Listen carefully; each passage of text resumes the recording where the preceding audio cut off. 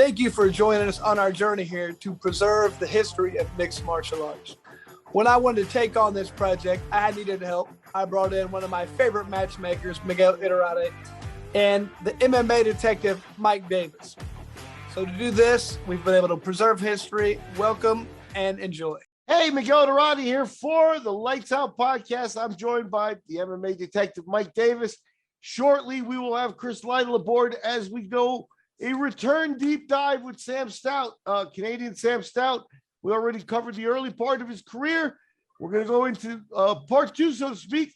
Mike, fun interview the first time, man. I love Sam Stout. Well, the thing about Sam is he's super personable. Like, you immediately like him. And he's not afraid to speak his mind, but he doesn't cross too many lines. But when he does, he does. And this is just kind of our way of closing bookends. For instance, there's a couple of interviews that when we first started, we probably should have handled a little bit different, but now we found our stride. So we got Brad Pickett, we got his pre-UFC Brad Pickett. You got Yves Edwards pre-UFC. We've got Sam Stout pre-UFC. So now we're kind of going and closing those books and going and doing our secondary round of interviews. So Sam, fantastic guy. I have no doubt it's going to be a good interview. I got plugs. I got September 18th in Tampa, Florida. Go on Smooth Comp, register for the World Class Grappling Tournament. And in October, I think 9th or 10th, whatever that Saturday is, I'm going to be at the Olympiad. We've got the Jiu-Jitsu tournament in Orlando, Florida. So in September and October, I'll be in Florida twice. So, please stop by, say hello, let us know who you want us to interview. And I think Chris has got bare knuckle boxing. By the time this airs, it's over. I don't know, bro. I can't do Chris's plugs. What about yours? I just want to give another plug in for our man Keith Mills and a Declaration of Independence. Head out to Amazon.com and pick up a copy of it. It's hundreds of pages, great pictures, and a great historical look at MMA from, as it says, 96 to 2005. So we're in the early days here. Keith Mills, a great job. And Keith, working with the Lights Out podcast, providing some of the pictures that we've been using. So we want to thank him for that. And without further ado, here we go. Sam Stout, part two.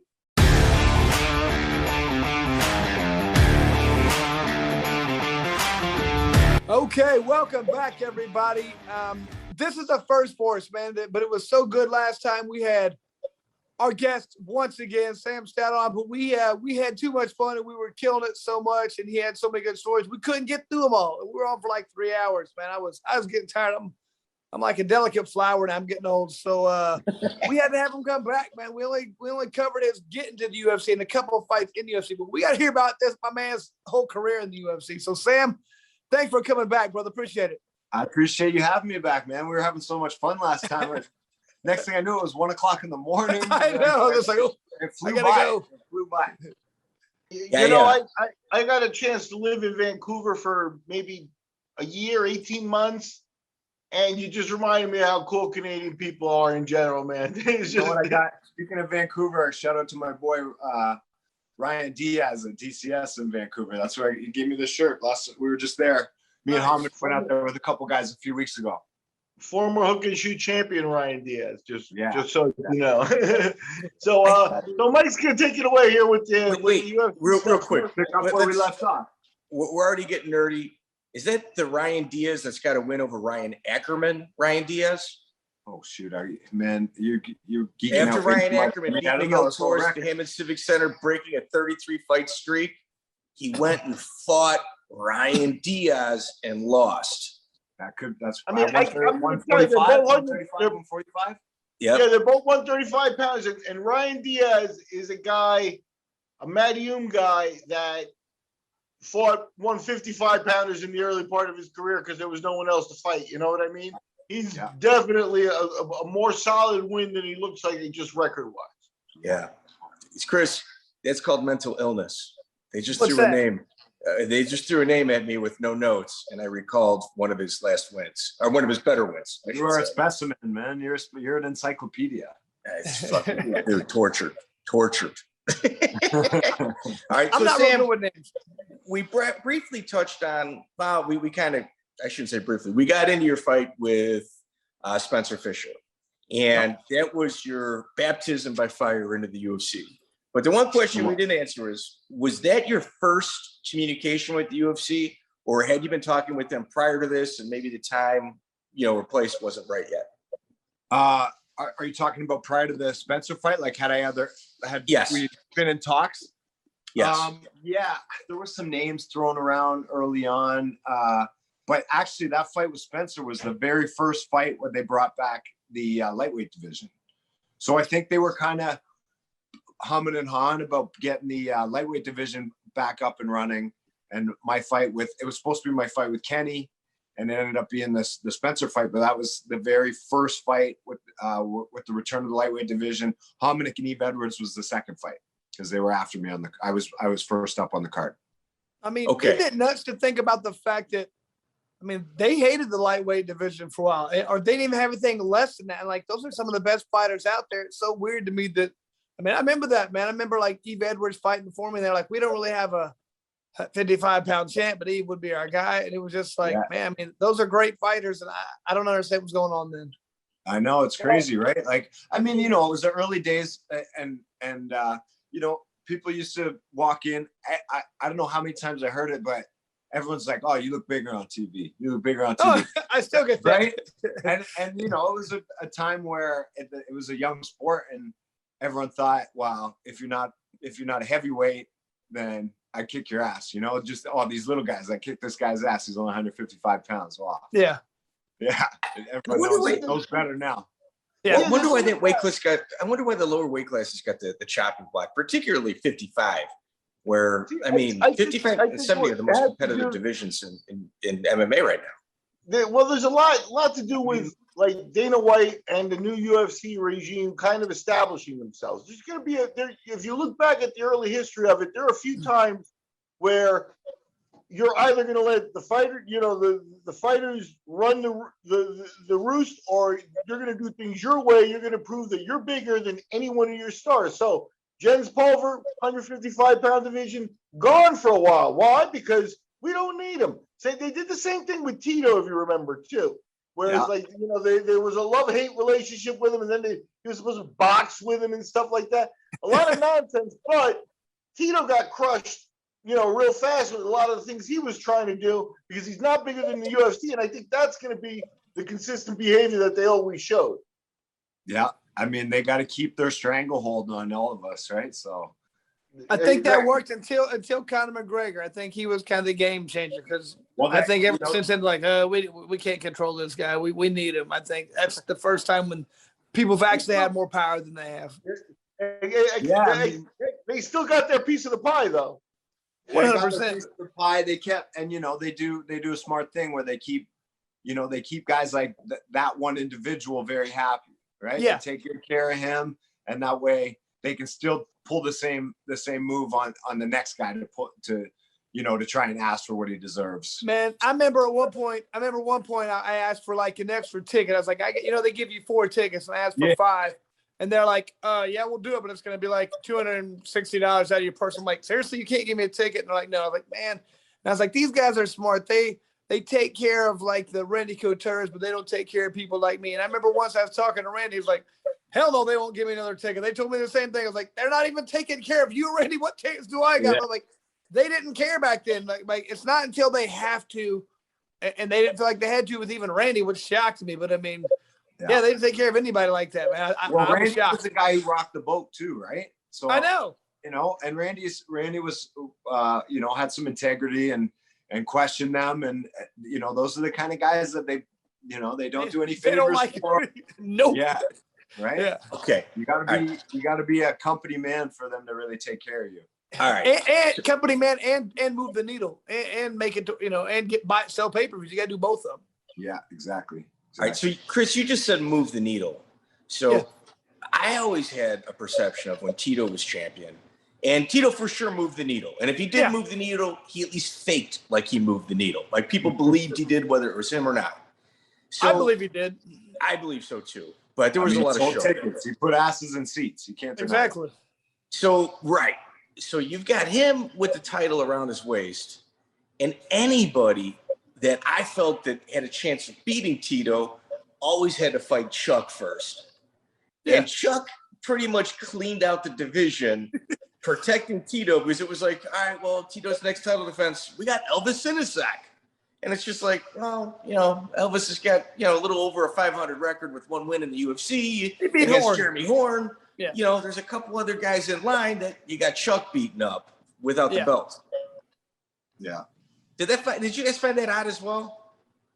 Yeah. Well, it's the business, right? They protect their champions. They protect not their champions necessarily even, but they're show ponies, right? They want to keep. Look at how many guys have been spoon-fed until they're for a long time until they can make a big enough name and make them into this marketing machine. There's some I hate to say it because I really like him and I think he's a great fighter, but look at how they spoon-fed Sean O'Malley for a very long time. Yeah. Right?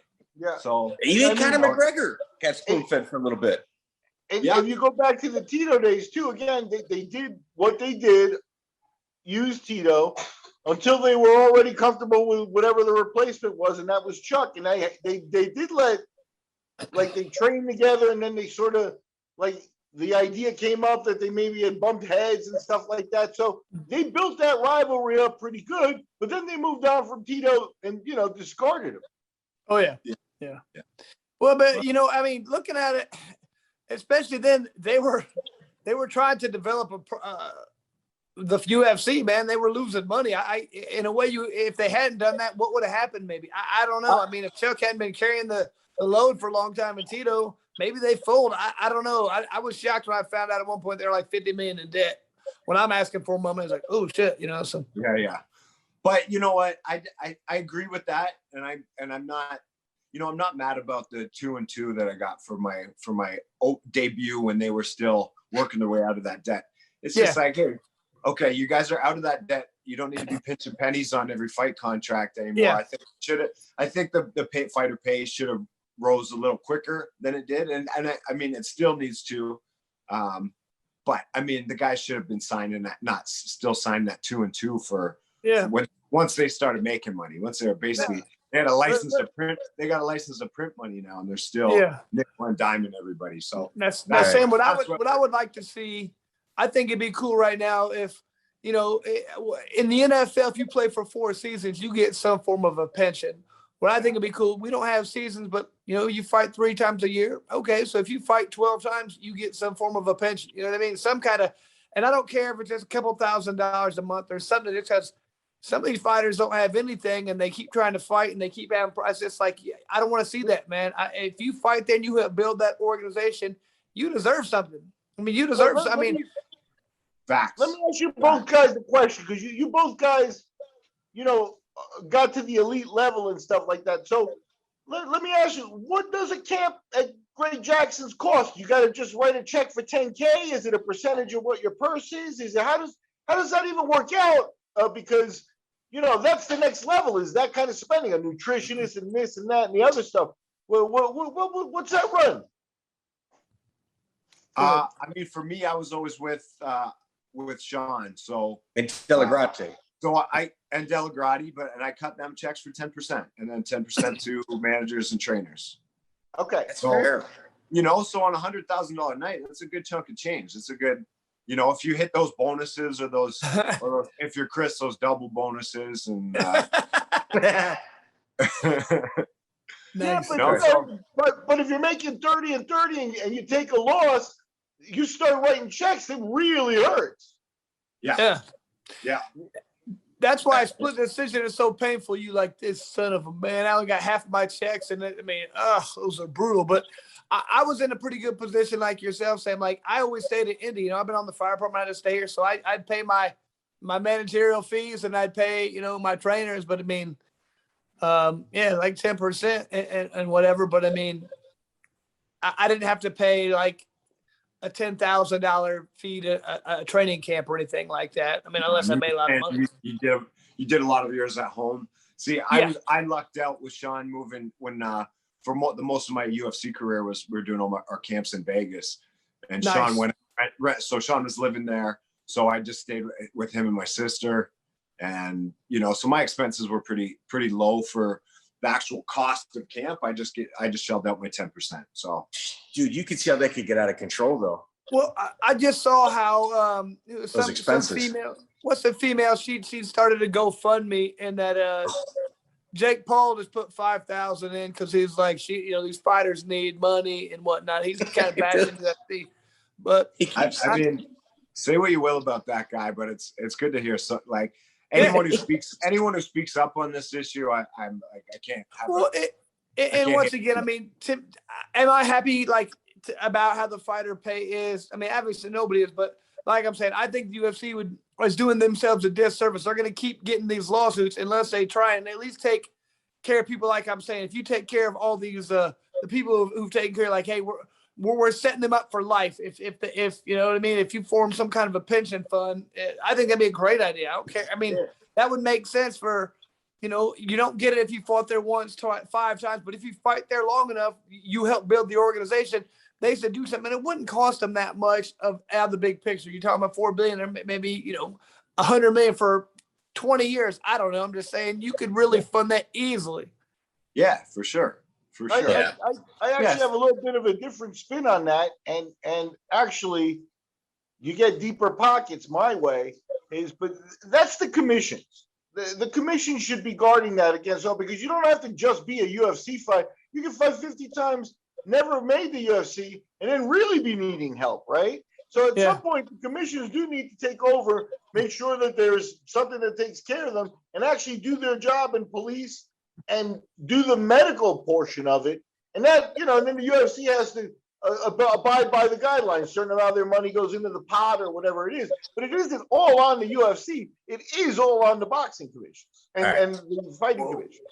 I mean, but boxing commissions, they've been doing that forever, and they've never really done that. So, I mean, boxing's such an individual thing. The UFC, here's my thing. What their problem is, they go, you're not, like the NFL, when you play for the NFL, you're in that league. It's not like you play for the Canadian Football League or the European, you get a pension fund, I think of. But so, with UFC, it's like they get out of it by saying you're not an employee. But to me, I'm like, hey, if I can only fight for you, if I got to wear a uniform, you have to tell you where I am 24/7, I can't leave without you certifying me, I'm an employee. I mean, you can say I'm an independent contract, but I'm not. So they can't have it both ways. You cannot either you got to say I'm an employee or I'm not. And if I'm not an employee, I got to do all that shit. So if you want they have the best of both worlds right now. If you got exclusive contracts, you need to be taken better. You're an employee. If you can't go anywhere else, you're an employee. But here's why the boxing commission. Now here's people using up. You spend all your money suing the UFC over this, and then don't solve the entire problem. But sue a strong boxing commission, forcing them to really do their job, which would be, for example, instead of collecting medical paperwork and checking boxes off, actually have a relationship with their patients. Spend the money on a doctor medical relationship where you don't feel adversarial against the medical commission, the boxing commission itself. The whole relationship is adversarial. They're supposed to be taking care of you. They could be sued a lot easier than the UFC, in my opinion. Miguel, which boxing commission? What if you fight in 20 different states? You sue everyone? I mean, how do you develop this relationship when you fight all over the place? It's not one universal thing. We're opening up a big can of worms up there. I'll sue Montana's. Good luck. You know what I mean? You gotta. I mean, I fought there once. You can't do that shit. You're gonna have to sue Nevada. You're gonna have to sue Nevada, California, or New Jersey, and you're gonna have to make a stamp. But that's still cheaper than suing the UFC. Yeah, but do they have deep pockets enough to cover it? What are you going to bankrupt them and they're done? I mean, how's that going to work? And you know what, man? I think you start messing with people's money, then they all I would imagine there's some politics to this too, right? Because the commission's not going to go against the UFC, right? The UFC puts a lot of money in their pockets, right? Oh, exactly. But I think it's the commission that could be found more egregiously not doing their job. All right, sure. Let's get this.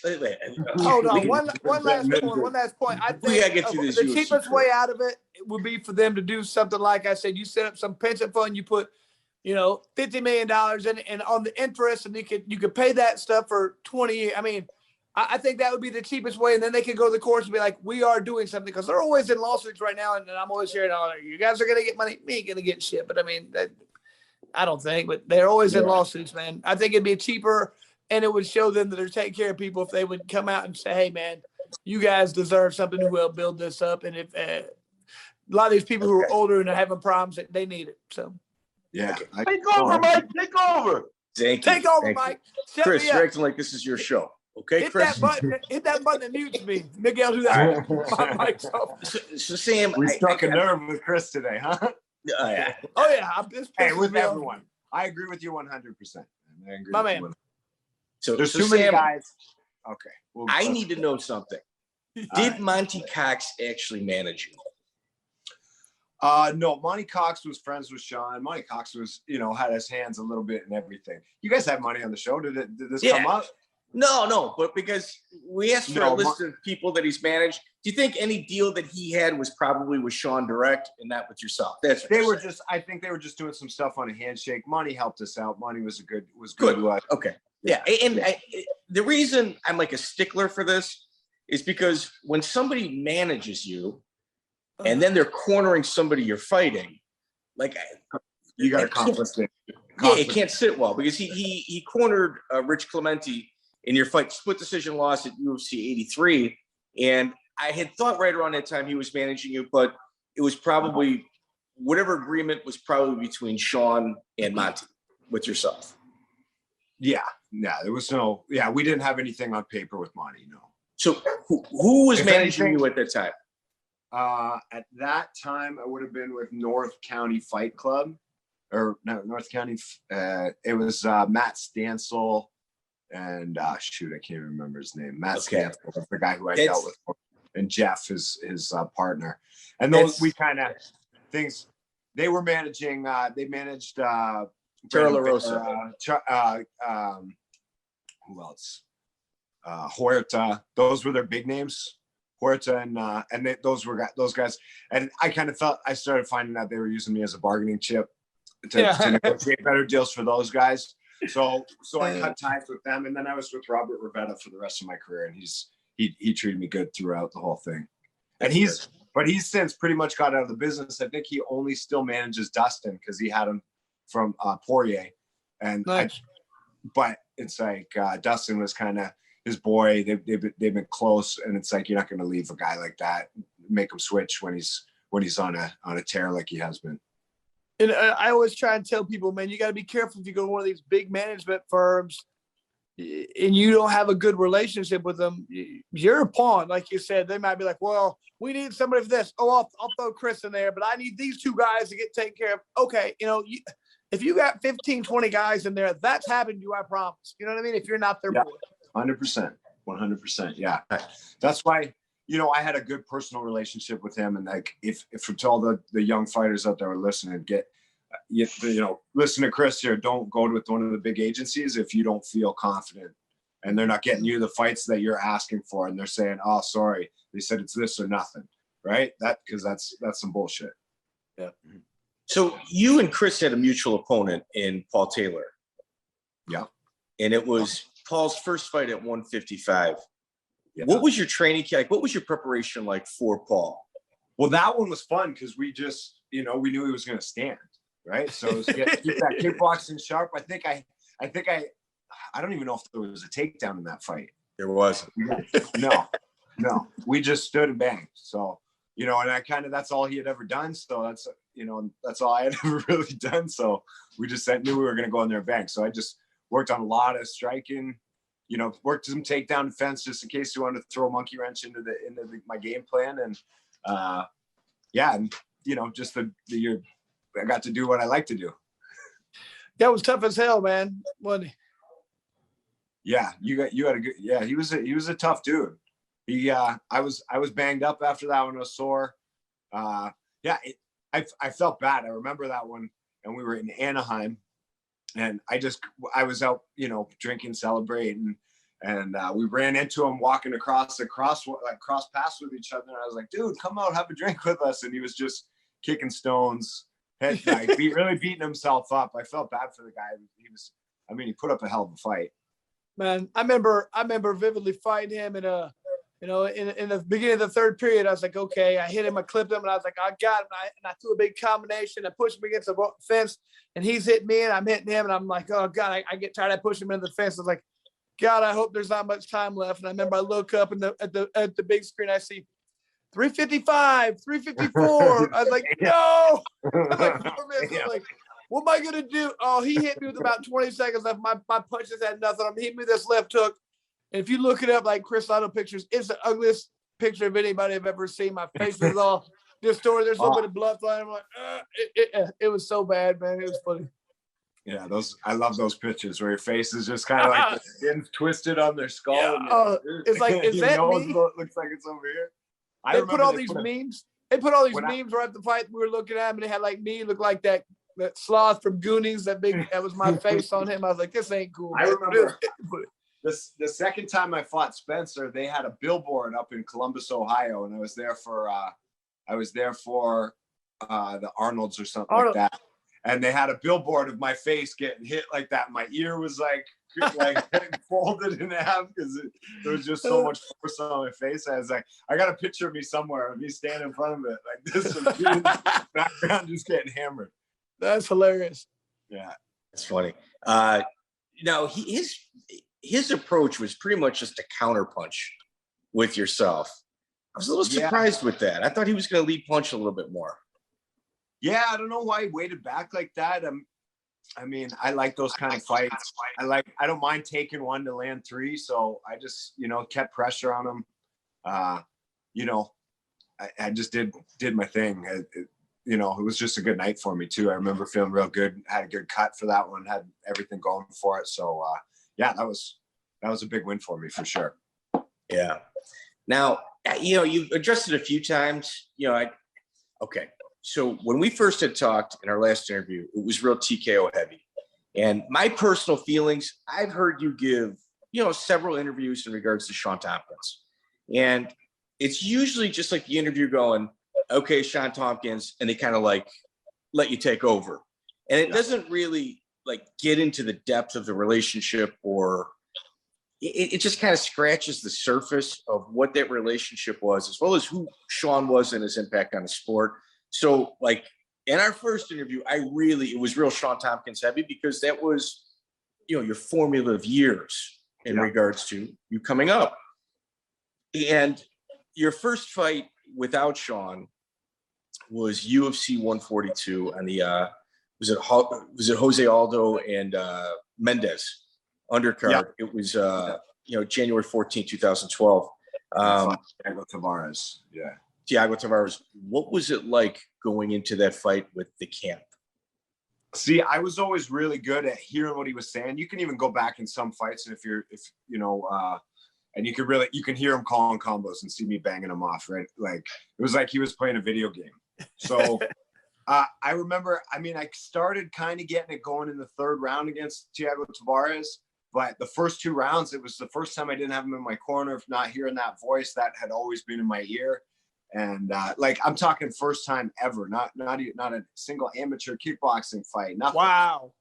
Never had him in my corner. So that definitely got in my head. And really what it led to is just me not pulling the trigger, which is, if you guys watch my fights, that's not typical of me to go out there and not really throw and kind of dance around. And I spent 2 rounds, feeling the guy out, almost 2.5. And then it came on strong when it was too late. So, that was a big learning experience. And, Shawn was such I started off so young. I had no martial arts experience when I first met him, aside from, kids karate class when I was a little guy. And so he really just he really did most of the game planning for me. Most of the, I just kind of went in there and did what he told me to. So I wish in hindsight that I kind of would have sat down and watched tape and kind of picked his brain a little bit more. But that kind of stuff always stressed me out, watching fights, and really, so I just let him do it all for me, never thinking that, he was going to pass away midway through my career. Right. So, I wish I would have been able to kind of do that stuff myself and been a little more independent in that sense, but it gave me such a sense of security to know that he was in my corner and just kind of know I'm in good hands here. nothing, nothing bad's going to happen if he was in my corner. So it was a big hit for me when going in that first time without him, for sure. Who, like, did you had a bit some emotional release in regards to, the process? Because I mean, you've got your little formula down. Who kind of helped talk you through what it is you went through in regards to that camp emotionally? I mean, he was part of my family, right? He was married to my sister. So yeah, I mean, that was, I was more worried about her getting along fine and like being okay. So, I mean, I had a lot of things. I'm like the kind of person that when those kind of things happen, it's more in my nature to take care of other people. So, I mean, I don't think I really ever did get over it and get to a point where I was my old self again after. I mean, I tried it. So I think my career might have ended a whole lot differently. Maybe I would have been able to go out on a win like Chris if I, if things had gone differently. Who knows? Well, let me ask you there, not to be, talking negatively and stuff, but do you think that there might have been a negative influence there? Because, he was so driven, so wanting you to go forward. You kind of left early and said, look, this is, I'm beginning to feel something. Would he have talked you through that? Would he have tried to convince you to keep going? Is that something you foresee? Oh, like at the end of my career? Yeah, when you retired. You know what? It's tough to say because that one was 100%, health. It's not worth like having these serious issues for the rest of my life for 30 grand. It's just that was the decision process for me. I mean, if I was making 100 grand show purse, I might have tried to kind of go back to the back to the lab and try and figure out what's wrong and maybe give myself some time to heal and train. I was only 30. I had time. I could have taken 2 years off, gone seen some doctors, see if my head was okay, or just given it some rest. I mean, since that's happened, I've done some hard spar. I still get in there and spar. I've been hit with some good shots and never had any other issues. I haven't been dropped since. It was just like, but 3 times in a row, get knocked out after a whole career of barely getting put down to a knee. I was like, whoa, Something's up. Yeah, something's up. And to be honest, I mean, if Shawn was there, there's a good chance that we would have sat down, hashed things out, said maybe it's time for a break, and came back. But I really just didn't love the sport the same way I did back in those days when it was him and I doing it. For me, it was when I was going out to Vegas to train, it was like, hey, I'm going to my home away from home. I got my own room there. I got, other guys would use it from time to time, but I had my own space. I was with my sister. I had family there. I had all my boys. And then it was like, okay, I'm not going to go back to Vegas. I just didn't feel right about going and training with guys. And Shawn was a competitive guy, so I had to be careful about who I chose. Like Faraz Zahabi invited me with open arms, but him and Shawn always kind of had a rivalry, and I just thought that wouldn't sit right if Shawn was still around. So I went with that. I mean, I wanted to respect the guys. That's pretty good. You're right. Yeah. You're right. Yeah, and so him and Dellagrotte were always tight. Dellagrotte and I always got along really well as friends and as and as peers, and we respected each other. But we just didn't mesh when it came to training style, stuff like that. Like he was good, and what he did was great for some people, for sure. But I had just got into town. I was kind of a little, the first couple of days in a brand new gym, and he just stuck a room full of all his top up and comers, just Shark Tanking me, one guy after another. And I was just like, I don't want to come into a new gym and get my ass beat. And I mean, it is what it is. And for some guys, that's, maybe that's what they need. I don't know. It's just, it takes a long time to get with a new group of guys, a new coach, and figure each other out and start meshing and clicking. And, we just didn't get there. Okay. Now, real quick, what he's saying there, I always feel like it's important to be around the people who bring you up in the sport you're talking about, like your trainers, because You know, if you go to a new gym, some of those guys gym hop and they like, I lost. I'm going now. I train with American Top Team. They lose. Now I'm going here. Well, you know, I think, Shawn, if you sat down and he's like, hey, man, you're getting knocked out. I'm sure he cared about you as an individual. And you know, he married your sister and all that stuff. So I guarantee he's not going to want you to take damage if he feels like it's going to hurt you, which is important to me. That's why I think it's important to stick with those people who care about you, man, who bring you up, and not to just jump, you know, up to the next. I need to be trained at this place, because if you go there, you're probably not important to them. You're probably just, you know, a paycheck. So you got to be with the people who care about your well-being, man. That's my thought. So anybody else, like I said, watching, if you, you know, stick with people who care about you. Don't just jump to you. This guy's the best trainer. Maybe they are, maybe they're not. I don't know, but they probably don't care about you. They can't if they didn't bring you up. Well, you know what? I can, like, speaking from experience now with a little more coaching experience under my belt, it's like, if we get a brand new guy in the gym, wants to get a fight, and I don't think he's really ready, even like, then I'm going to, if he really wants it, hey man, it's your choice.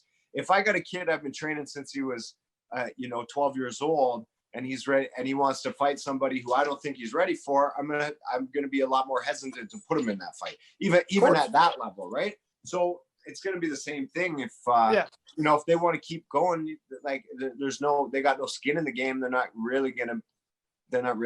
That's your health isn't really affecting their your health or your well-being isn't really affecting their decision making, right? No. Well, and cognitively speaking, if you've been around people like, maybe your wife was one of the first people that noticed that your training partners and stuff, it's like, hey, you're a little slow, you're a step slower, or whatever that is. It's people who've been around you 10 years who are going to recognize that and realize that, not somebody who's known you 6 months and is taking a check. Yeah, and I mean, even training partners like myself, Mark, and Chris, we all like, not one of us made that decision without kind of, going for a beer with each other and saying like, hey, what do you guys think? Like, say, hey man, you got a lot of miles on you now. It might be time to just say, enough's enough.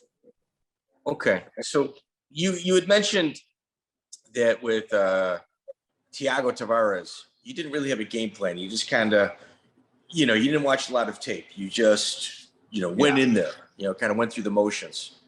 Yeah. I had never really watched a lot of tape in the past. The odd fight I'd watch a little bit here and there. But Shawn, it was kind of Shawn's thing to watch every fight that we could get on him. And the UFC would send you, that was back in the day before Fight Pass, and they'd send you a DVD with all your guys. And I'd start watching it, but I'd usually watch it once. And that was like, but I'd start getting those butterflies in the pit of my stomach. And I'd be like, okay, Shawn, you watch it 3 more times and you tell me. So I know what's going on. I've seen them. So when you're explaining the game plan to me, I know why you're doing it, but I mostly let him do the thinking. I was just, that's cool. Yeah. So with your third fight against Spencer Fisher, it was real wrestling heavy. That was your game plan going in there. Who came up with that game plan, and what wrestlers were in the room with you?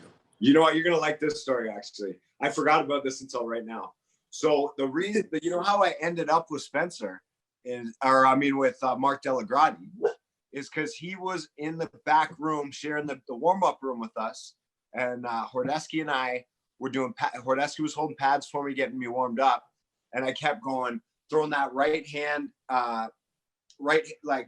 throwing the right hand, and then get my right ear to his hip and running a double leg off of, how you do that on a lefty, right? Like hard penetrating step with my left hand as I was throwing my cross, and then dumping them with that double. And Mark Dellagrotte in the warm-up room goes, man, that works for you. Do that in the fight. Do that in the fight. And that was when the game plan to take him down came into play. It came in the locker room? In the locker room. I shit you not. You got to love it when that happens. Yeah. Who did you have your camp with? With Mark, correct? Not Dellagrotte, not for that one. He was in your corner, I thought. He might have come out and helped in the corner for that one. Because we had an extra, because we were allowed 3 cornermen, and he was in the back room with us anyway. It's like, yeah, I'll come help corner. I'll carry the spit bucket, yeah. Yeah. I thought, okay, so like I pay attention to all that stuff. I just figured you did your whole camp with Mark Dellagrotte. No, the camp for Dellagrotte was with was when we did it. I was like, damn, that worked. Mark, you must know what you're fucking talking about. And because he was the one who came up, he told me in the locker room, go for the takedown. So who did you do your camp with? So the following camp was I was like, well, damn, that he knows what he's talking about. So I'm gonna go with him. And that was for the Makdessi fight. And that one was tough. I mean, I'll just segue us right into the next fight here. So that one I went out for a couple weeks.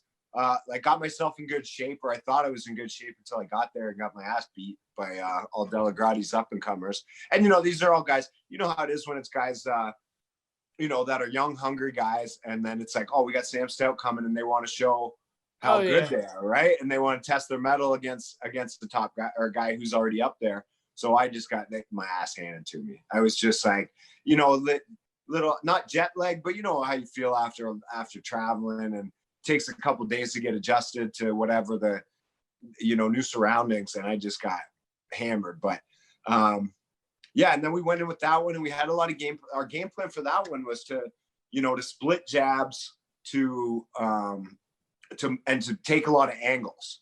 And Chris, I'm sure you've been in there where you go in, the canvas is bone dry, right? Yeah. And it's slippery. Like, so every time I'm trying to hit and take an angle, my foot would slip out from underneath me and I'd stay right where I was. Right. I couldn't plant to push and get those angles. So he was just, and his jab was a lot quicker. I'll give him credit. Those Faraz Zahabi guys all got great jabs. Makdessi had his jab was just a little too quick for me to split it and hit him with my own jab. So the game plan just didn't work. We didn't make adjustments in the corner. We didn't change up the game plan. We just kept trying to do the same thing. And it just, the cards weren't, it just, things weren't working for me that night. It was one of those fights where. Right. Sorry, let me let the dog out here. Do you think? Chris, it was one of those fights with Makdessi where it didn't. Neither stock went up. Sam had a long history with the UFC, so I apologize, Sam. So in essence, like that fight, it was as if sometimes you go into the UFC and you have a fight and you get your hand raised, and it actually affects you negatively rather than positively. And that John Makdessi fight, when he won the way he did, I think it hurt him more than it helped him in the UFC eyes. Oh, really? Just to go out? Yeah, I mean, he was just jabbing and running. You got to remember that was the time where, I mean, if you listen to George's, he just posted something today about how much he hated fighting. St. Pierre. What's that? George St. Pierre. Yeah. St. Pierre. Yeah. So he's the original. He's the original Faraz Zahabi guy, and they started putting together game plans for him where he wasn't taking any damage. He was using that long jab, and it was making boring fights, man. Everyone was always pumped. Every time, everyone would forget, and they'd get all excited for the next George St. Pierre fight. And then it would be 5 rounds of him jabbing because he really After Matt Serra knocked him out, he changed. He changed. Yeah, he was never the same fighter again. He didn't take those risks anymore. He didn't get in there. And then I think Faraz realized, like, hey, we're winning a lot of fights like this, and our guys aren't taking any damage. Let's just stay behind that jab but everyone hated it, man. Like, nobody wants to watch that stuff. No one. So, we talked about this last time. The worst thing you can hear is a crowd booing during. I can't handle it. I can't do it. No, it made my blood boil, man. So do you think that Matt Serra George St. Pierre fight, the first one, obviously, do you think it changed the entire outlook of Faraz Zahabi? Because his reputation of creating, like, he's a brilliant mixed martial arts mind. I mean, let's not, pretend it's anything other than that. But his game plans, yeah. I mean, they didn't make for exciting fights, no. But he had a lot of wins. I mean, I think it turned into more an athletic contest and not a fight. That's what it is. Like, I'm a better athlete, and I can take you down. I can out jab you, but the fighting aspect was out of it to me. Like, and that's one thing I like the bare knuckle. Those two guys, people just come to fight. There is not a lot of game plan. I'm going to hit him harder. I mean, that's the game plan. You know what I mean? So That's what I want to see. And I mean, those make for the best fights. Those exactly. I mean, they're so fun to watch. I mean, and St. Pierre, don't get me wrong, probably one of the best ever. But I mean, after Matt Serra knocked him out, he managed every fight, very smart and very tactical and not very entertaining, in my opinion. Yeah. No, I agree with you 100%. And I think that, I mean, maybe it wasn't a conscious thing that Faraz Zahabi said, but it changed.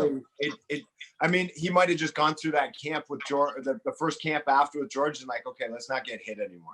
And then he's like, and then he just started training all those guys like that. And really, you can't. And I mean, if it ain't broke, don't fix it. They were winning. They were winning a lot. But like you said, but I agree with you 100%. The UFC did not like that. They weren't, you know, they were. And they started feeding Makdessi killers, right?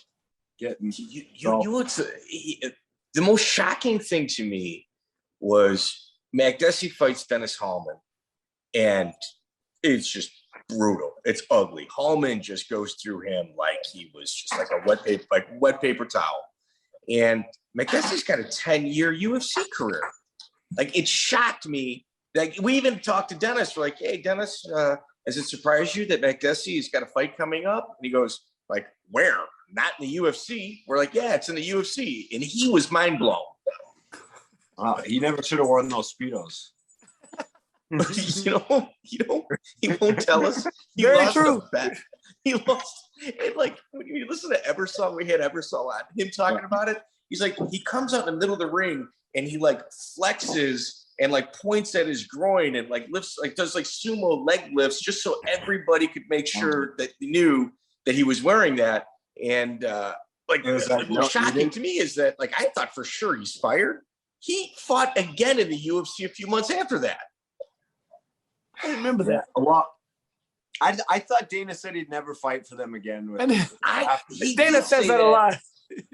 I guess you're right. Yeah. What I think happened was he got it cleared, got it okayed. Whoever like missed it probably lost. Slipped that one past the goalie a little bit. Yeah, exactly. Yeah. So he didn't ask Joe, and he didn't ask Dana. That's so. He must have asked like an intern or something. That was like, well, I saw Dan Severn do it back in the day, so it must be okay. It must be allowed.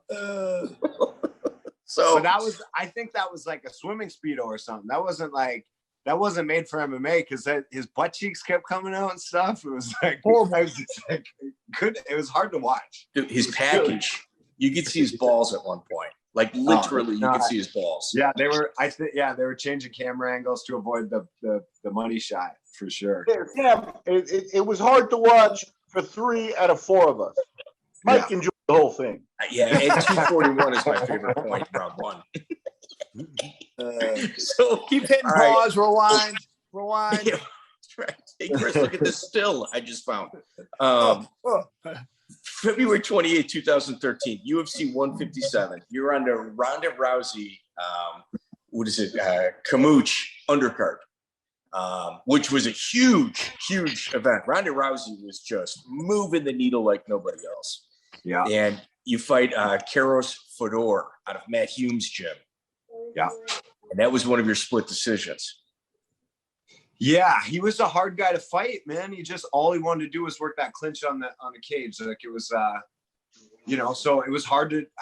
We watched. That was one of the, that was when I realized, okay, I got to do my own homework here, and I really got to start doing my research on these guys. And every win he had was him clinching on the cage, dirty boxing. Really, I was surprised that the UFC had signed him because they don't really like those kind of fights typically, right?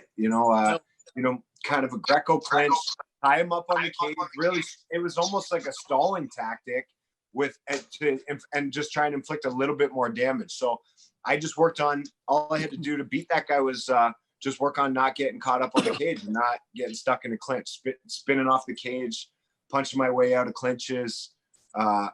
He didn't really pose a big, I didn't have to be too cerebral about the whole game plan to figure him out. So this was this your first fight? And do you remember with Hamnick?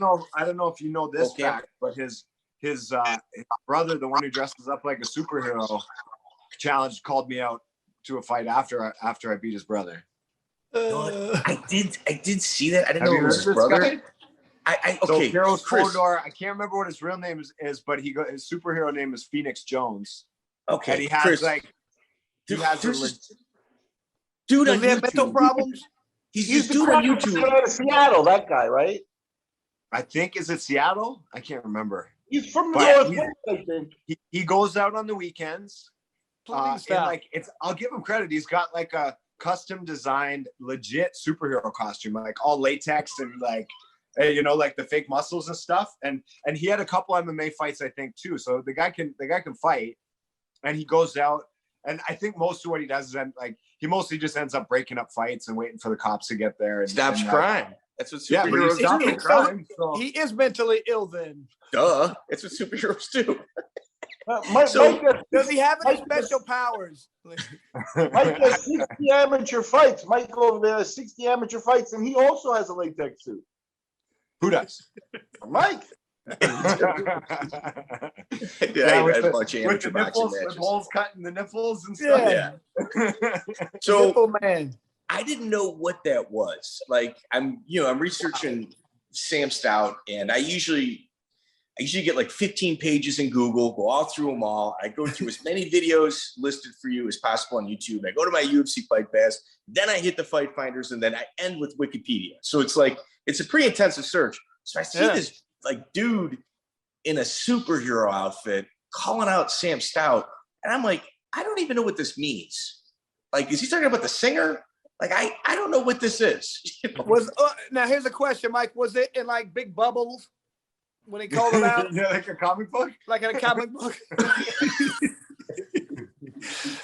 That would have been awesome, dude. So I should have done it. Maybe it's not too late. Maybe I can get one more page. Yeah. Well, I'll even find my own superhero costume. That'd be awesome. Yeah, maybe. You know what you gotta do? Go out, start a couple fights in Seattle, wait for him to show up. We'll be there. You know what? I'll just go start robbing old ladies on the streets in Seattle, and we're bound to run into each other. Well, you could probably go to that Chaz. You could probably go hang out there. He's probably the sheriff from Chaz. He's like the There he is. There he is. Vander wanted to make his appearance. What's his name again? Evander Holyfield. Evander. Show off your new bling, bud. We got him in his new. You got to take a piece of that ear off him. My last dog was named Cassius. So Oh yeah. So Sam, you're a pretty social guy. Like you're honestly, dude, it's shocking to me that you're not doing more of these because you're such an easy interview or maybe play-by-play. You should be doing something like in a sport that involves like your mind and mouth. So have you ever been approached by guys that are just total scummy scam artists that always have an angle? You've had to have. We all have. Oh yeah, but I always saw through those guys. So you get guys trying to pitch you on this and that and invest in this. And I just always kind of shrugged them off though. It wasn't, not really. Huh. I don't, you know what? I grew up, I didn't have a lot growing up. So, I wasn't easy to hustle. But they're there. Like you see them. Yeah. It's interesting. It's interesting how many people you meet in this sport where you're just like, man, I don't know how our paths have crossed. I don't think we're meant to be in each other's lives. I'm sorry. So you also fought somebody that has become, they're on the path to becoming a trainer that is internationally respected, and that's James Krause. You actually fought him in a last-minute bout when Isaac Valley Flag pulled off. What was the time frame of Isaac Valley Flag pulling off and you learning that your new opponent was James Krause? I want to say we had like the week of, like it was pretty close. It was a very different fight for sure, but it was, he was the first timer in the UFC. He had fought in WEC, fought Cowboy, fought some good guys, but he was just so young then, right? Just so, he was the skinny kid in the WEC days. And then by the time I got there, I was like, this guy's a 155er. He was huge. He came, and like he was a massive 155. He's fought at 185 since then. He took that last minute fight a couple months ago and fought at 185 and looked like he belonged there. He was a big boy and skilled. He's, one of those guys, very smart, very knowledgeable about the sport. You see what he's doing with I've kept a good relationship with him. I really like James, but we still keep in touch. We hung out in Abu Dhabi last year, and we'll shoot a message back and forth every once in a while. But congratulate him on his fighters and whatever, and wish him luck. And he just knows his stuff. He knows what he's doing. He's smart. I mean, he's a student. He's a student of the game. He's a student of the game, and he's obviously got a love for it that not a lot of, a love for, accumulating knowledge about the sport. Well, I hear about him too. One thing about him, they say, if you talked about him training, Mike, they say if he has a guy, if he's, had 20 pro fights, or if it's his second amateur fight, he's there and he's vested, like he's visibly upset if the guy loses. So you got to like that when the coach is that into every aspect. He's got about 12 UFC veterans in the gym now. He's doing some great stuff out there in Kansas City. Yeah. Yeah, he's become one of those travel gyms, and those are not easy to establish. Usually you get one or two guys on people's radars and are immediately just gym jumping, going somewhere else. And, he's somehow pulled in a whole bunch of people to his gym. Now, his length seemed to be giving you an issue. Did that surprise you? I mean, it's your 15th UFC fight. It's his first. Yeah. I mean, I don't know if you noticed when we were standing next to each other, but his legs start where my armpits do. So that makes it tough.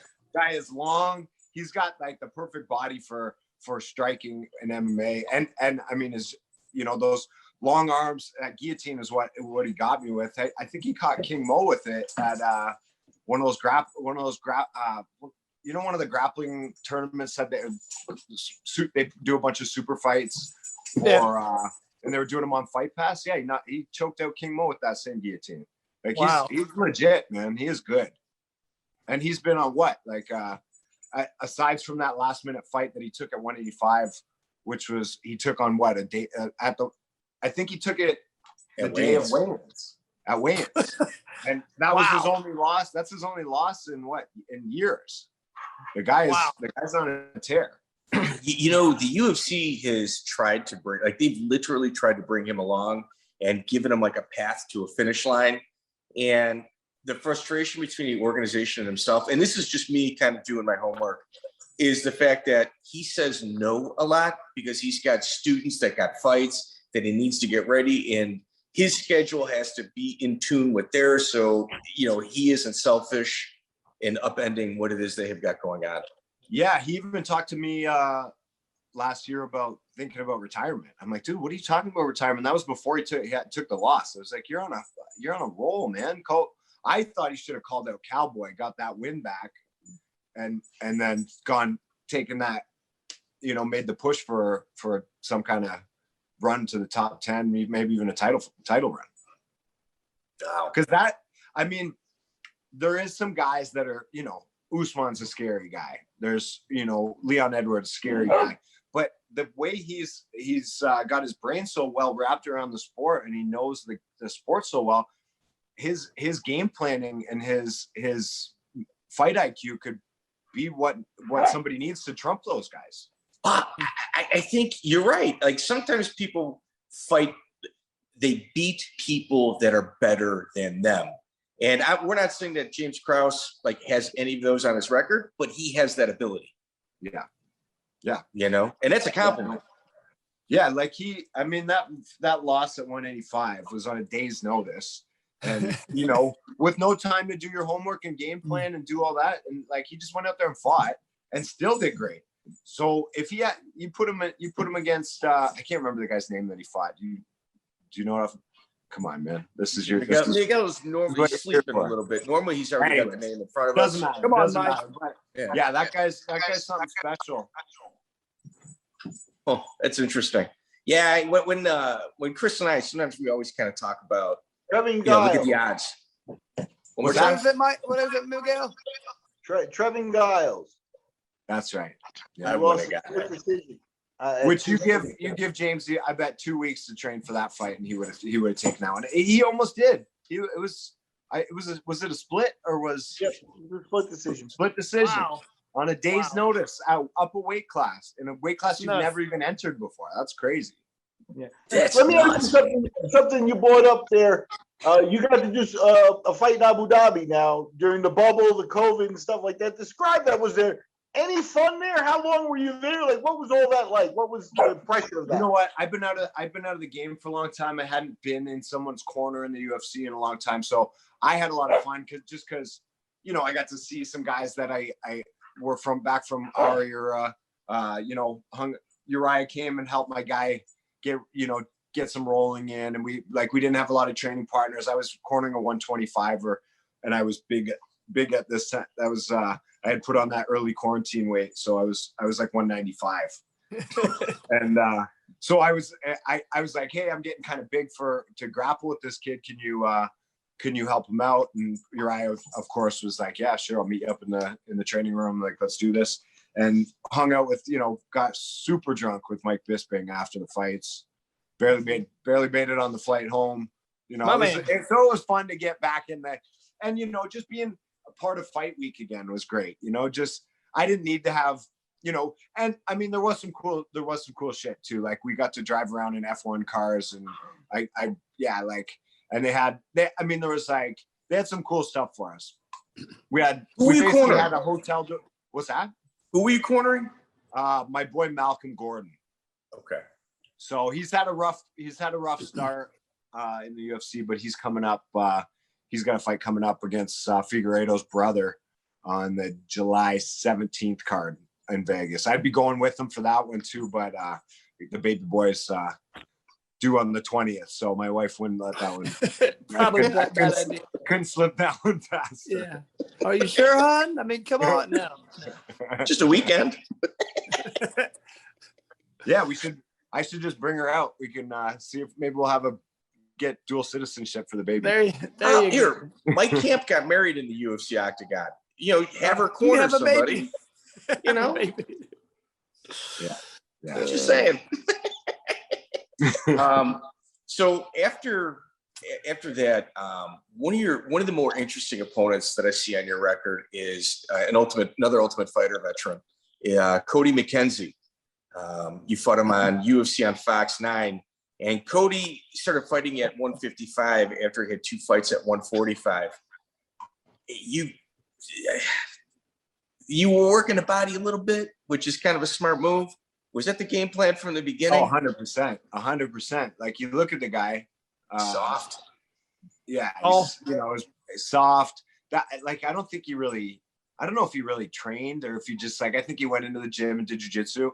And I don't know if he ever had a win that wasn't by that guillotine, right? He had that McKenzie that he called it. And it was just like, he just went. So I just watched the tape, and I was like, okay, let me figure out this guillotine. And then I started trying to do it to people, so I really got a good grip on how to do it. It was pretty cool the way he did it. He goes arm in guillotine, then he pulls the arm out and slips it in, so he gets your chin, and then he goes like a Buddha grip here. Really? And once it's in, it's not coming. You're not getting it out. So, but all I had to do to beat that guy was just not get caught in a guillotine. He goes for it from everywhere, on the feet, on the ground. Like, if that's all he's really going for. So if you know that, he's not a hard guy to beat. And Chad Mendez, he had gone out and trained with the guys at Uriah's camp.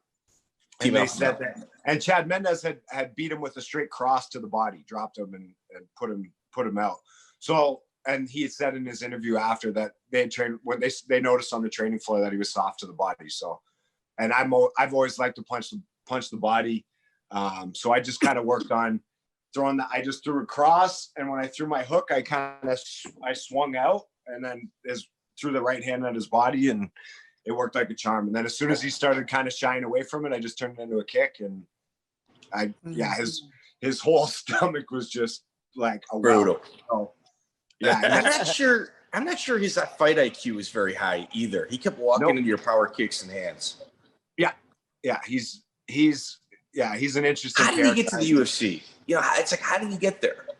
He was on The Ultimate Fighter, and he won a lot of fights with that guillotine. He just kept choking guys out. Like, that's all. Wasn't he from Alaska? Yeah. He's an Alaskan crab fisherman. He's a bad, you know, he's an Alaskan crab fisherman so he got off toughest dude on the boat. That's for sure. He choked everybody out. Yeah. So he was interesting, man. I got a kick out of him. I saw him afterwards, and we were at again in Anaheim, and I was like, "Hey man, can I buy you a beer?" And he's like, you can get me a double rum and Coke. I was like, "All right, let's do this." Cool. We had a couple of drinks together. He was a super nice guy. He was, you know, I really got along fine with him. He was a super, super cool guy, but very interesting. He's a character. How was your time at Team Alpha Male? I never spent any time at Team Alpha Male. I trained with those guys. Dellagrotte introduced me to him first, and we trained together at the UFC at the UFC gym where they did where they filmed The Ultimate Fighter. I just got the Performance Center. Not the performance. It was before the Performance Center. They were just. It was. I think it was the season that Chiesa won, and they were just kind of wrapping up. And when Uriah coached that team, they had the whole crew come out to Vegas. So I just got a couple workouts there with those guys, and we just kind of got along. We had the same kind of attitude, right? Like, I want to train hard, but I want to have fun while I'm doing it, shoot the shit, crack some jokes, have some laughs. So yeah, so me and those guys always just clicked. Still, you know, glad to call them friends, and yeah, that's cool. Nice. Yeah, I mean, it's a real easy group of guys to get along with too. Super nice guys, man. A lot of fun, super nice guys. You know, like-minded individuals. So, you know, we had talked about your KJ Noons experience where you guys fought at a catchweight, which probably hurt you and possibly helped him. And you were kind of like doing a California thing, like you're going out there with Shawn, but you were also fighting a lot of people that were either training, you know, out that way. He had Eric Del Fiero in his corner. Have you ever thought about like kind of staying in California and doing that gamut of gyms and kind of figuring out where you fit in, or you just every fight change? You know what? I really loved my time in Vegas, but I was always happy to make it home. I love where I live, man. Canada's a great country to be in. Oh, you know what? Tomorrow's Canada Day. Don't forget to shout out all your Canadian friends tomorrow. Tomorrow's Canada Day? Yeah, the first, yeah. Dude, our hockey players come from there. We really appreciate it, man. Yeah, so, but I still live in the same city I was born. It's, you know, it's like not even 500,000 people, just shy of 500,000.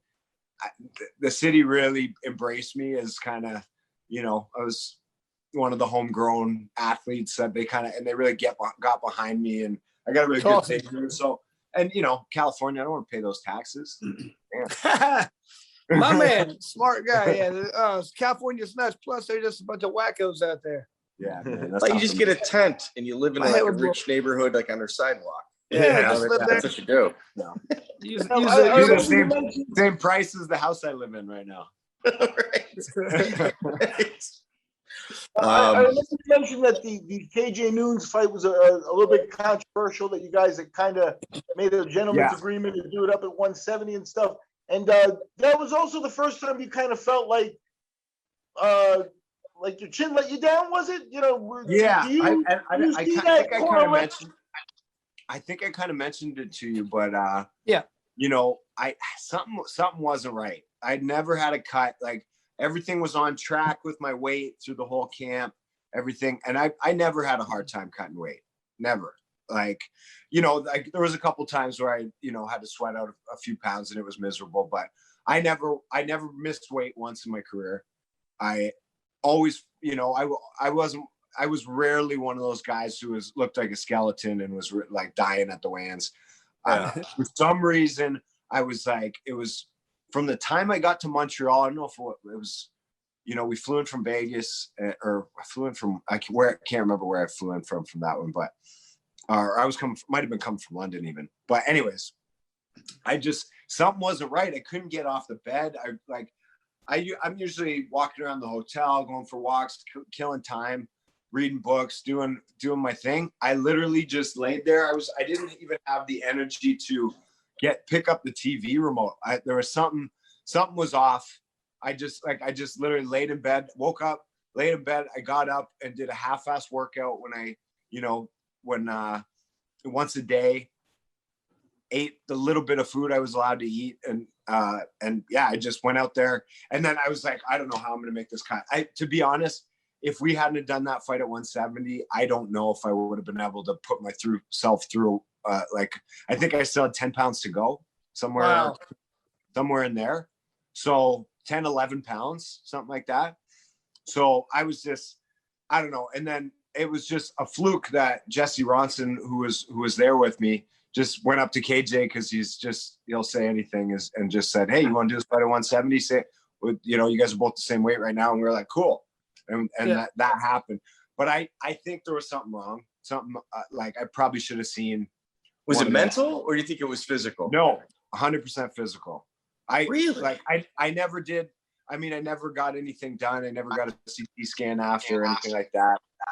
But, you don't think it could have been like the flu or something, like just a sickness or anything? Maybe, because I've had that happen before, and you just can't. The fight's horrible, and like you just know that I'm not going to do well, and it just sucks. And I don't want to make it sound like I made excuses. Like I'm making excuses. No. KJ caught me with a clean shot. It was right after. I think it was the first time we saw John Jones doing those straight kicks to the leg and like just above the knee and kind of buckling people's knees. And he came out and started doing that to me early in the first round. And I still remember looking down at his legs. Like I don't know what I was thinking, but I took my eyes off his hands, and taking your eyes off KJ Noon's hands is a stupid idea. That guy can punch. Yeah. So yeah, he just threw an overhand bomb that hit me right on the button. And lights went out for a second, and next thing I know, I was fighting the referee. So, so you went 1-1 that night. That's the most you killed the referee. Yeah. You know what I mean? I'll take them when you can get them. Does that count as a UFC win? That means we honor it here. I had more UFC fights than Chris. That just put me over the top. We were tied, right? You had 20, right, Chris? Yeah. I had 20 and a half. But then I had 2 on the Ultimate Fighter that don't count. The 2 victories. We'll call it a draw. Those are exhibitions. They draw. counted me. I'm fighting tough guys. Bullshit. Sam, I would say there might be. Where's the fight of the night bonus for the referee interaction? I know, man. You know what, Chris? That is some bullshit, man. I didn't realize they didn't count those as pro fights. Like when you were on the comeback season, where you had all season guys to fight, and they didn't count those on your record. No, because they couldn't announce them. They couldn't announce them the next day on the thing, so they said, "Well, these don't count it. They're exhibitions." So I was like, "That's bullshit." I beat 2 guys. You know what I mean? So yeah, and two. See, who did you fight on that? I fought Pete Spratt the first time, and then Dean Thomas. Sorry, Pete Spratt first, and then Dean Thomas. And I'm telling you, I don't care what anybody says. Dean Thomas is legit, man. He's tough as he's good all over the place, man. Yeah, he's real. Pete Spratt can kicks like a mule. Like he's yeah. Hey, that's some bullshit. Yeah. Chris, so did you end up fighting those guys again? No, I fought Pete Spratt before that. Okay. Years before, and I never Dean. Now he went back down to 155. Then he was just up because that was a weight class we had on the show. What was the pay for those exhibition bouts? I can't even. I don't remember, but it was. I don't even. It was just part of your show. I don't even know if you got anything now. Remember, I don't know. If I remember correctly, they were there like on a weekly salary that was more. I got paid every week, no matter what. They might get a $5,000 check if they stopped or ended the fight. You got like a finishing bonus, right? Mm-hmm. Yeah, I can't even remember right now. I think I stopped Pete in the first round. I submitted him, but me and Dean at the distance. I remember. Interesting fact, when me and Dean Thomas went, if you watch that fight, they messed up on the time, and the first round went 6 minutes. So if you watch the clock, it goes like counts backwards at 0, and then it goes -1, -1 second, -2. With it 1 minute was 6 minute round. I remember thinking, damn, this feels like a long time. And they told me afterwards, like, yeah, the first round was 6 minutes. I was like, I thought so. You know, if I'm the timekeeper, I'm just going to pretend like I didn't mess up and just do the full 2 rounds. You know, just at the 10-minute mark. Didn't boom. Pride That's used what to we're do talking that? about. Didn't Pride used to Are do we a doing 10-minute Pride? round? Yeah. Pride was one Pride 10-minute did a round, 2 10-minute and a fives. 5-minute, right? It was 1 10-minute and 2 5 minutes, I think, wasn't it? Yeah. I can't remember. I I know always they did. pretend like the first round had already happened and the judges screwed up, and those cards should have been filled out already. Like this is clearly the second It round. went 6 minutes, man. Watch it sometime. It sucked. Yeah, they could have just edited in a minute break afterwards. You know, in Or post-production. they should have made the third round 4 minutes. I would have liked that because I was tough. There you go. And those were 3-rounders on the show. Yeah. Even in those. Oh yeah, because didn't they used to do. I watched that whole season. It's just that was a long time ago, right? Yeah. But didn't they used to do the first couple fights were only 2-rounders at one point on that show? Or not your season? Not your season. I mean, I think you're right. I think you're right, but I submitted Pete in the first round, so it didn't go there. But I remember the last one was definitely 3 minutes because we went full. Well, that was close. I think they wouldn't force a third round. They fight 2 rounds, and if you were up 2 rounds, they'd leave it. And if it was 1-1, they didn't initiate the third round. Close enough fight. It was like the K1 days where they used to make you do an extra overtime round. Yeah. So, you know, if you really think about it, the UFC's getting a hell of a deal on their fight purses by doing I think it was like $5,000 a week every week you're out there. No. Is it less? No. Oh, it was 1,000. Oh my God. And they got those fights out of you for $1,000? Hey, I got a funny story too. I remember I don't want to blow anybody out of the water, but I'm going to. I remember our guy, one of your Chicago fellows, Shonie Carter. It was hilarious, dude, because every week they'd be like, they get some focus, they'd come in, Shonie, we've got a phone call. I'm like, I don't know how these people would get the phone number to call for Shonie. They're like, I have 2 different women, and he's like, that's baby's mama number 1. You have to send her half my money. You need to send this other one the other half. Oh, it was every week going on with Shonie. So, that's baby mama number 2. And what I need to do is you need to send $300. Oh, it's always something. It's like Shonie's so funny, dude. I love him to death, man. It was hilarious. How'd they get the phone number out here, out? I don't know the phone number. Huh? Shonie's still popping kids out. He's got like a 3-year-old. Yeah, Shonie is one of all the people I met. He's probably the biggest character of all the people I met in unique. MMA. Yeah, very unique. You know, Chris. Being on that show is hilarious, but then he's so funny. Yeah. We're due to have him on. I'm not gonna say he's bothering because that's not the word. He sent me a couple messages. We gotta have Shonie on. Are you kidding me? We gotta have him. Yeah. You can't do a show about been fighting longer than me, way longer. You can't do an MMA old school MMA show like this and not have Shonie Carter on the. I know. I mean, Mr. International. Come on.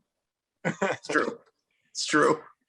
I remember my 3rd fight ever. I go to Chicago and he was a big deal there. So I was like, oh, dude, look how. I mean, I was like, he's a big deal, man. That was my 3rd fight in 1998. Shit, he was a badass back then. So there was a woman on the west side of Chicago that. All right, so I boxed at a real early age, and some of the pimps, like from the pimps up, hose down videos. A lot of them are from Chicago. I actually know some of them like on a personal level. So when Shonie made it to the UFC, I just said, Shonie, you got to get yourself like a pimp cup. You know, like those, it's like a church chalice. He always had a little chalice. Yeah. Like the studs on it. So he's like, man, you're right. Do you know anybody? I'm like, dude, I know Ice Ray. I know Bishop Magic Wand. Hell yeah. I bought him his pimp cup for his UFC. So you got Shonie his first pimp cup. Dude, it was $300. Well worth it. I go, Shonie, here it is. It's got your name on it, Mr. International. Yeah, dude, I got him his first pimp cup, dude. That's a claim to fame right there. Yeah. You know, Sam, when you get there, man, when you're ready, west side of Chicago, we'll go there. We'll get your stuff. You know what they say? Pimping ain't easy. Pimping ain't easy. At least you have to sell the pimp cup and send $100 to baby mama number 1, $100 to baby mama number 2. Go that way. Crack me up every week. I'd be like, man, what's going on here, man? It was so funny.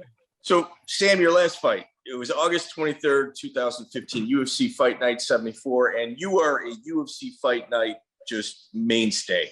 Like, you're always on free TV, which gives you a ton of exposure, but no real cut of any pay-per-view revenue. And you're usually always at the end of the night. They weren't really giving us to many people anyways. Chris, did you ever get a pay-per-view cut?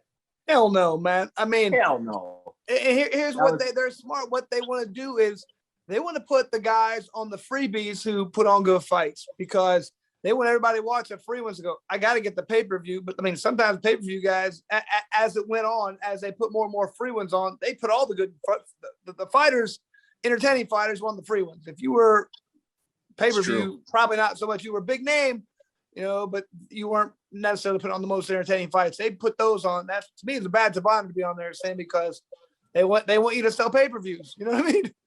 Yeah. I never took it as too much of an insult, like being kind of main event.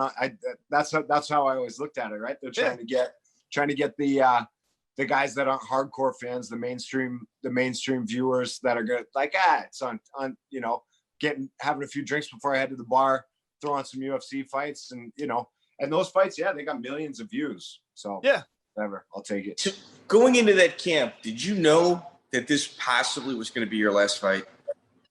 For my very last fight against Perez? Yes. I did not know that. I was still, you know, I was trying to stay optimistic. You know, KJ caught me with that punch I didn't see coming. Ross Pearson was in between those. He was in between those fights. I always liked that left hook to the body, and he had that great left hook. So it was a stupid idea of me to be digging at his body as much as I did, because he threw that counter left hook. And if you watch, go back and look at the video of that. I had my right hand up, but with an MMA glove, there's still lots of room to get in there, right? So Ross caught me with that, but I was like, okay, these are two really good boxers. KJ and Ross were both great boxers. So I'm like, I was going into that fight with Frankie Perez, who was relatively unknown, and he's trains with Frankie Edgar, you know, more of a jiu-jitsu guy than anything. And he just got through a big overhand and landed on the button, and I went down again. I said, okay, this is, you know, getting knocked out by Ross Pearson, getting knocked out by KJ, I can live with that.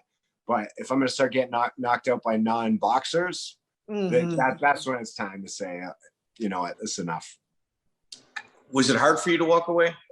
Very, yeah, for sure. It was probably, you know, I had a brand new baby. I had, my little girl had just been born. You know, I didn't really have a big, you know, we had the gym, but we were, you know, it wasn't making us very much money. It's still, you know, gym business is tough. And since we've bought the real estate for the gym we own now, and really we're like, I'm living paycheck to paycheck. I got to, if I'm not working, I got no money in my pocket right now. But that is because I've got, you know, I invested in a piece of commercial real estate. I got a mortgage on my home, and I got some, you know, investments put away for long-term, like some retirement fund kind of money. But I'm, you know, so the idea with the gym now is that it's you know, it's my retirement plan too, right? I'll sell that. Me and Hallman will sell that building, you know, when we're too old to be doing this, and hopefully I'll have enough to live a moderately comfortable life. But tens of hundreds of dollars. Back to the question. No, I wasn't planning on retiring after that fight. I went in, I got knocked out that third time, and I saw Sean Shelby, and Sean was always a good friend of mine. Him and Tompkins were always tight from even before, when Sean was just kind of doing matchmaking for WEC, and we were always tight with him. And he came and sat down next to me in the airport, and I said, listen, man, I think that's it for me. And he said, you know, I think it's a good idea. And that was pretty much the whole conversation, you know. He looked at me with some compassion in my eyes. He said, you know, like, and you know, there's a good chance that they would have cut me after that one anyways. So, but I went out on my terms. I got to, you know, tell them that I was hanging them up before they told me I was hanging them up. So, yeah. Now, It would have been better to be on your terms. Yeah, for sure. And it would have been, I mean, I always hoped I'd be one of those guys like Chris who got to go out on a high note, but wasn't in the cards. Is what it is. Now, are you like? Did you ever have like at 34? Because you were really retired very young, and that's good. Like, but at 34, did the bug hit you again? Did you ever have that sort of? Yeah, I mean, yes and now, no. you could technically compete age-wise. I mean, I still there'd be moments where the itch would come back, but it's still there's too many unknowns right now with all this concussion stuff. With especially I got one kid already, a second one on the way. It's like, it's not worth it. It's not worth it. Would you do it again? Hell yeah. Yeah. I mean, I got to do, you know how it is. Chris, you can speak to this. We got to do stuff that most people, like I had more fun in my life than most people will have in 10 lifetimes. So, and I loved what I did for a lot of years. It led me to where I am now, where, there's a lot of people who get up and, works a grind for them and they do shit that they hate. I get to hang out with my buddies all day, stay in shape, work out. I still punch people in the face all the time. It's a good life. Yeah. Do I wish I had a little more money? Yes. But who doesn't? Yeah, I think we're all in that same boat. But I mean, it is what it is. I don't want to be a bummer, but you're associated with Spencer Fisher a lot in his career, and it's noticeable the difference. And I think anybody who thinks you didn't take an honorable and good way out is way off, because if you look back, Spencer Fisher reports right after the Hermes Franca fight, he could no longer walk a straight line. Yeah, 10 fights after that. Fights after that he had. 10 fights after that. Wow. Yeah. 10. So it really, there's no, I'm not putting him down. I'm not, but there's no shame in what you did just to avoid that type of thing and for your family and stuff. So, stay with it, because Spencer's story just broke my heart, kind of thing. Man, yeah. It's so hard when that's all you've known for your adult life is to be a fighter. You know what I mean? Yeah. It's hard in many aspects to to let that go and for multiple reasons. One, that's your job. That's what but other than it's your identity, and being a fighter is different than being an ex-fighter. You know what I mean? So that's tough on people's mentally to handle, like, this is who I've been for the past 15 years. To go away from that, it is tough. I mean, to me, you have to find, something else to try to achieve. You know what I mean? Because building something and trying to get towards something is huge. I mean, that's the fun part of life, not once you get there. And I feel bad for a guy, played in the NFL, and he's 32 and he's retired. It's like, dude, I don't want to just be done and just reminiscing back in the day. You got to be building towards something, or it's going to be tough, man. Yeah, for sure, man. And you hit the nail on the head when you said it really is your identity for so long, that I think that was the biggest struggle I had. It wasn't, it sucks not having a steady flow of income coming in, but I wasn't stupid with my money. I didn't go blow through all of it. I did when I was a kid, like when I first got in there, but later on in my career, I started realizing I can't do this forever. And so it wasn't the financial side of it. It was more like, who am I now? Like I had to, kind of search in my soul. And I had my daughter, and I started having to define myself as a father and a coach, and, and somebody, and decide that I wasn't just gonna, boo-hoo and kind of, kick stones and be feel sorry for myself. And I had to get out there and keep moving forward and keep looking for the next thing. And we still got a lot of life to live after fighting's over. So exactly. It is what it is. You gotta roll with the punches. No pun intended. So a week ago, there was like a little topic on, social media. Who would you like to see Donald Cerrone fight in his retirement bout? Dude, I threw your name in there. I'm not even gonna lie. Well, I'm like, I'd like to see him fight Sam Stout, 6-figure payday. And I know if they called you a Cerrone, you'd probably say yes. I'd probably say yes to that one. I would. I still get in there and spar. Like I was saying, that's a dream fight. And, he's a dangerous dude, but that would be pretty cool, man. And if I could get, you know, I mean, a couple $100,000 would really do me well right now. So yeah, if Dana's listening, if you want, Mike, I'm a little disappointed you didn't throw my name in there. I mean, I'd fight Cowboy too. What are you talking about? Chris, I had you for Floyd Mayweather. You know, it was a bigger payday. No, man. I like your head there. I'd like to see. Let's see. Who would I'd maybe like Covington for you. He's still. Oh, that'd be horrible. All he's trying to do is take me down. I want a guy. Yeah, who you're right. Stand You're and right. bang, Oh dude. yeah, you're right. Let's give me a stand-up guy. Yeah, you're right. Yeah, he's. How about the I just like to see you punch him in the face. That's all. I would like to do that too. That would be fun. I just don't like guys who try and dry hunt me for 3 rounds. That's kind of boring. Yeah, right. Get off me. I mean, hey, you can fight Cowboy too. That guy fights at any weight class. Yeah, he probably fight twice the same night. You tell me first to wear down. I'm old. You know who made the news this week with 1-2 in a bar was Joe Schilling. Did you see that? Oh, I saw that. Misses it too much too? What's going on? I saw him at the Bare Knuckle, so I don't know. Was that night? Because he was at Bare Knuckle and he left, so I don't know if that was before or after that or what. Did you see the video? Yeah. Horrible. Laid that dude out. That dude looks like he weighs about 150 pounds of fat. Yeah, he was. I think he.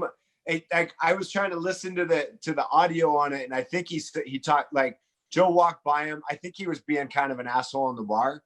And he's a drunk guy. That's based on what I could take from the video. And as Joe walked by, he kind of just brushed him. Like he didn't like give him a hard push or anything. And the guy said something to him, and he just turned around. But it looked like Joe was looking for that. Here's the thing, like there's certain guys you can do that to and certain you can't. Joe's not the right guy because he'll hit you in the face, you can tell. Well, you know, who has a camera set up for a fight that just happens? Who knew? I mean, it was a predetermined outcome before that incident took place. And, you know, Joe is, first in line to point out issues with law enforcement and what they should and shouldn't do. And guy hates cops because, they're always overstepping their reach. It's always about violence. Arresting him for punching guys in the face. Man, dude, I'll tell you, you put a cop uniform on Joe Schilling for a month, he'd be screaming about himself. That's all I know, man. He punched himself. And not a good look. Speaking of that, another guy who you can't disrespect anyway, apparently is Hector Lombard. Because I don't know if you watch that. Oh yeah, damn, the dude at the bare knuckle. Lorenzo Hunt jumped in the ring and kind of was like, "I'm gonna fight you next. No, you're gonna fight me right now." He took a good 2-piece and was, "What's going on?" Oh, it's funny, man. So don't walk up to him like that. Don't do it to Joe Show. Those are 2. I'm just gonna give you 2 free. Joe Riggs is number 3. Joe, he got into.